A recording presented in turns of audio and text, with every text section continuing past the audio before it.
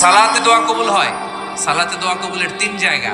একটা হচ্ছে তাকবীরে তাহরিমার পরে আমরা সানা পড়ি না, আমরা তো একটা পড়ি। আল্লাহর হাবিব সুন্নাহ এবং নফল নামাজে আরো পড়তেন সানা, ওই দোয়া কবুল হয়। দুই নম্বর জায়গা সালাতে সেজদায় পড়ে দোয়া করলে কবুল হয়।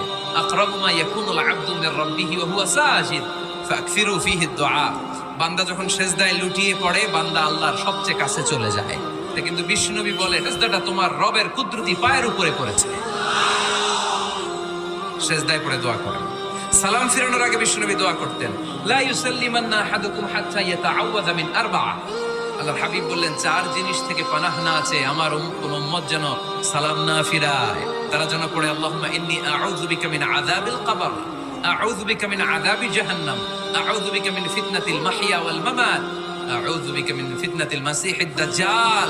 আল্লাহ কবরের আযাব থেকে বাঁচাও, আল্লাহ জাহান্নামের আগুন থেকে বাঁচাও, আল্লাহ জীবন